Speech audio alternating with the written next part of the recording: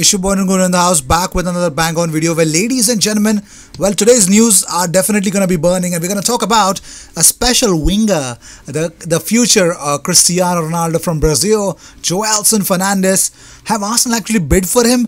Is he a done deal already? Yes, I'm going to address all those issues in this video, so keep watching the video till the end. And not only that, we're going to talk about something really hilarious that Villarreal have actually done with the announcing of Unai Emery. Well, I thought the most bizarre thing that they did was to unveil Santi Cazorla in the recent times, but I think this is much more weirder than that. So let's move on to the first news, because Villarreal have sent social media into a meltdown after announcing the appointment of Unai Emery as the new manager, using the exact same picture from his Arsenal unveiling.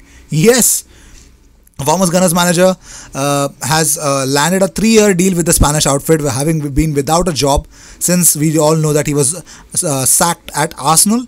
But Villarreal actually announced that the new boss, after Javi Calleja, despite him leading them to a Europa League place this season, but that was not enough for Villarreal. So you can see the image that they've used for Unai Emery is from Arsenal's unveiling image of Unai Emery. This is so sad. Oh my god, this is even difficult to digest than the one that they actually did with Santi Cazorla's unveiling in a Magic Pod. It was so hilarious. Well, Arsenal are among the 4 European powerhouses to team up with Twitch to stream live matches and behind-the-scenes content. Arsenal will be joined by 3 other huge teams, Real Madrid, Juventus and Paris Saint-Germain, in signing a partnership with the Amazon-owned platform. So you can understand, if you have any of your friends who are Spurs fans, tell them that only elites can join these kind of things. And obviously, Amazon's game streaming platform will initially collaborate with Arsenal on the production of behind-the-scenes content, which they generally put on their own channel. So let's see if that's going to be happening. How it will be, let's see. Well, Mikel Arteta is supposed to field his strongest Arsenal side against Watford, so it's going to be a great preparation for the FA Cup final. Well, he said the best way to prepare for the FA Cup final is to give it 100% in the next game and get our momentum back. Because we all know Hornets need to better Aston Villa's result against West Ham if they are to avoid the drop to the Championship in the final round of the Premier League fixtures on Sunday at 4 p.m. And Arsenal themselves were beaten by Villa on Tuesday night and go into the last day of the campaign. Here's what Arteta said: "I want to see the players in the best mindset for the final game. Ideally, I want to play as strong a team as I can. We have to respect that there are few teams in a relegation battle, and we have to respect that as well. We have a responsibility to the other clubs and a responsibility to win any game. If mentally we are not ready or our level of application is not 100%, then you have a problem. The best way to prepare for the FA Cup final is to give it 100% in the next game and get our momentum back. We cannot go into the game with a lack of intensity when it comes to 50-50s and things like that." And I think he's completely right, isn't it? Well, let's talk about it. Well, here's an eagle-eyed fan actually came to know that Dani Ceballos' deal is already extended for another year loan. Well, it's really funny because here's what he tweeted out. An Arsenal fan tweeted out saying that, "Am I reading too much into this? Or can the fact that you can buy the new shirt with Ceballos 8 on the back be a sign of something?" So what you can do is, the new jersey you can buy off with Ceballos number 8 on the back. Well, that could be a transfer, and just comes days after Ceballos admits that he would like to extend his stay at the Emirates Stadium after spending the season on loan from Real Madrid. So that could happen. But let's talk about certain important transfer targets, because according to a source, he actually tweeted out, "We are extremely ambitious and we are guaranteed to have a better window, better than last year if we win the final. Even if we don't, we still will make sure we improve the team to a level where we can achieve top 4. Trust Arteta, this is our last year outside the Champions League. As usual, we have set up a lot of smoke screens, and I do not know all of them, but I do know a few, and they give me a reason to be extremely positive about this summer. Trust me when I say you'll be pleased with our transfers. So things will happen." Lee Dixon tweets out, "Weird tonight I was interviewing Klopp for NBC Sports, and it occurred to me I was standing on exactly the same spot I picked up the trophy 31 years ago at the Red Arsenal." Isn't that great? Well, talking about Guendouzi and Ozil, Arteta had to say this. He says, "We are going to have to assess how long Mustafi is out for, and the other 2 are available." So now Guendouzi and Ozil are other 2. Well, it's pretty much clear that they're not definitely going to come into the team straight away, waltzing past Mikel Arteta. But here's the deal. Finally, Emil Smith Rowe bids adieu to Huddersfield Town, and here's what he tweeted out: "My loan at Huddersfield Town has now come to an end, but I would just like to thank everyone for their support throughout my time at the club. The main aim was to stay in the league, and we did it. A special mention to Danny and Nicky Cowley for having faith and giving me the opportunity to express myself, which I will be forever grateful for. Lastly, I want to give a huge thank you to the fans who really helped and supported us through the good and bad moments. Without you, this wouldn't have been possible. All the best in the future. Hashtag UTT." That is class from Emil Smith Rowe. Any player from Arsenal is oozing of class, isn't it? Well, here's the reality of Joelson Fernandes. What is it? Why are we behind this youngster? Why do we even want to sign him? Yeah. Well, here's the reality.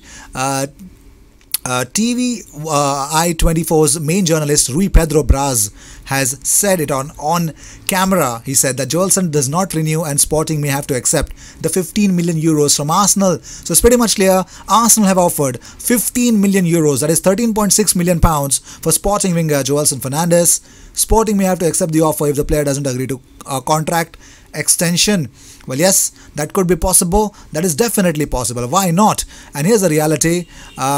It is said that reports in Portugal have said that Arsenal have offered Joelson Fernandes a 5-year deal and a lot of first team involvement, and it's pretty much sure that there is no left winger in our squad right now that is of his quality. Similar to Vinicius, he is that kind of a guy. So if he does not accept, and surprise surprise, Kia Joorabchian is his agent, so it's pretty much clear if Kia makes sure that Joelson doesn't sign a new contract, and with that 45 million euros release clause, I think they have to accept whatever they get.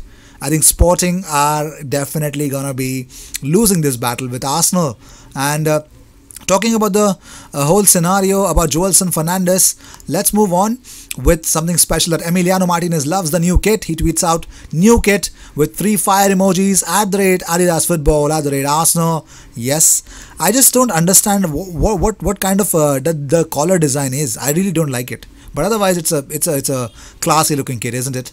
Well, Marca have said that Barcelona will listen to offers for the following players: Neto, Nelson Semedo, Samuel Umtiti, Junior Firpo, Ivan Rakitic, Arturo Vidal, Ousmane Dembele, Martin Braithwaite, Carles Elena, Rafinha Alcantara, Jean-Claire Todibo, and Felipe Coutinho. So it's a big clearance, a stock sale, if you could say, something like that if you're actually into that supermarket thing. Yes, a stock clearance sale from Barcelona. If any team wants it, please come and get almost half our squad, because we don't need them and we overhyped them, and they are overpriced talents that we bought in our club.